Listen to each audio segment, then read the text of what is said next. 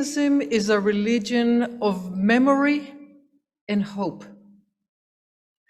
Rabbi Akiva was one of the greatest rabbinic sages. He lived after the destruction of the temple, in a time of transformation of the Jewish community and the beginning of rabbinic Judaism. The details of Akiva's life remain a mystery, but we do know that he insisted on studying Torah against the Roman decree. The Roman decree was to cease studying Torah. For his defiance, he was killed by the cruel Roman soldier. He became a martyr, and in our martyrology, his story as a martyr is depicted. But I would like to take a moment now on this Yom Kippur to remember his life and legacy, not to remember his death, but really to remember what his life stood for. Akiva started his life as a poor shepherd working for a rich man called Kalba Savua. When he was 40 years old, he did not yet know how to read or write, but one day he was standing by a well, and he saw that the water in the well carved into the rock.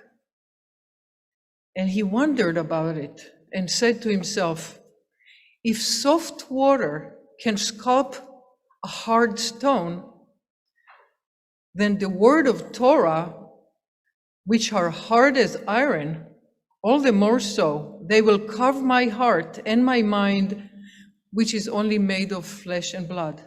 And so he went to study Torah. Secretly, he married the daughter of Kalba Savua. Kalba Savua disowned his daughter. She was a rich girl, grew up rich. She decided to live as a poor woman married to this shepherd if he agreed to study Torah. And so she remained alone to raise a family while he went to Bnei Brak to study Torah. One thing that is known about Rabbi Akiva is that he was studying every letter in the Torah, and even the little decorative horn, the calligraphy on top of the letters in the Torah that we read, or little calligraphy, and he even made analysis and exegesis about those little things. He also studied what we call today Kabbalah. It wasn't called Kabbalah in those days, but he was studying the mystery of the universe. He was one of 4 rabbis who entered the Pardes, the paradise, Pardes in Hebrew, paradise. They entered the Pardes. It's a mystical Pardes. And only Akiva survived unharmed. The other 3 either went crazy or one of them died. One of them became proselyte, and so forth. He studied for 24 years, became a renowned rabbi, had other students. He had 24,000 students, and he returned back to his wife, Rachel. His father-in-law made up with him, reconciled with him. He saw that Akiva was correct in studying Torah, and Kalba Savua restored his relationship with him. As Rabbi Akiva was coming with his students, a woman pushed her way through the crowd, and the students were trying to push her back. But Rabbi Akiva said, no, he walked toward her and he said, if not for her, I won't be able to read the Aleph Bet. Whatever I know, I owe to her. He declared it, in that moment of reunion and devotion, Akiva pulled out a piece of precious jewelry and he placed it on his wife's head. That jewelry is called Yerushalayim Shel Zahav, Jerusalem of gold, Yerushalayim Shel Zahav. Now this legend was known by Naomi Shemer, and in a few weeks before the 6-day war, she wrote the song, Yerushalayim Shel Zahav, Jerusalem of Gold, not knowing that that song will become the hymn during and after the 6-day war.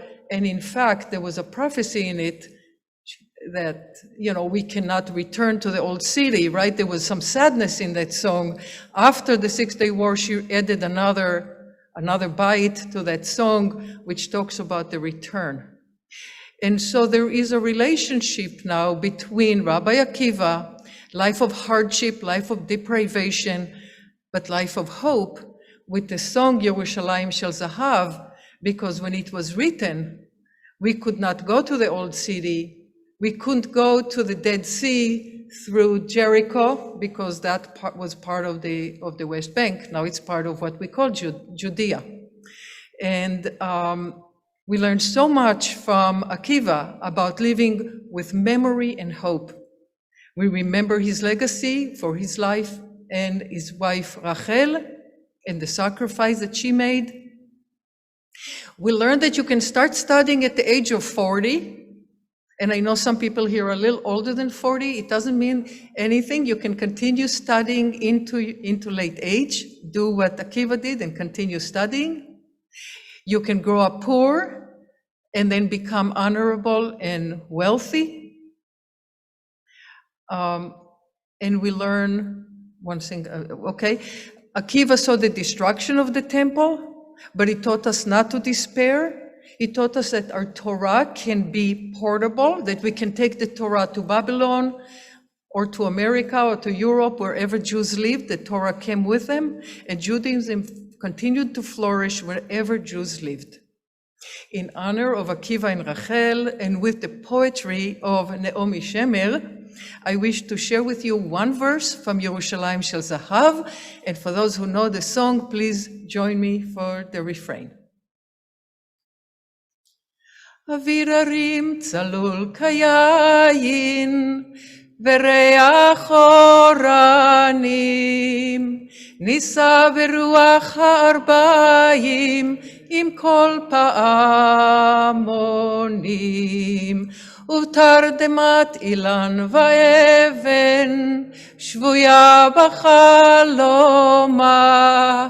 העיר אשר בדד יושבת, ובליבה חומה, ירושלים של זהב ושל נחושת ושל אור, הלא לכל שירייך אני כינור. ירושלים של זהב ושל נחושת ושל אור, הלא לכל שירייך אני כינור.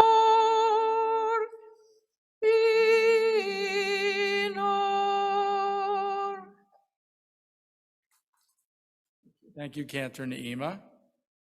And I think one of the lessons of Rabbi Akiva, who began studying Judaism at age 40, is that you can even be in your 60s and start rabbinical school. So,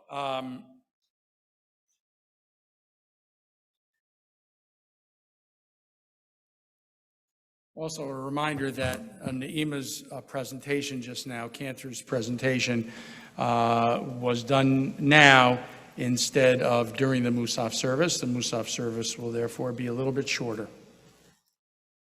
And that was in the spirit of the Ela Eskra, of the martyrology. So thank you, Cantor Naima. And as I did at the very beginning of the service, I welcome all of our friends who are with us on Zoom. And we have 1, 2, 3, 4, 5, 6, 7 columns with, we have about 49 or 50 Zoom screens active with us right now. So welcome to all of you. I hope you can hear us and see us fine.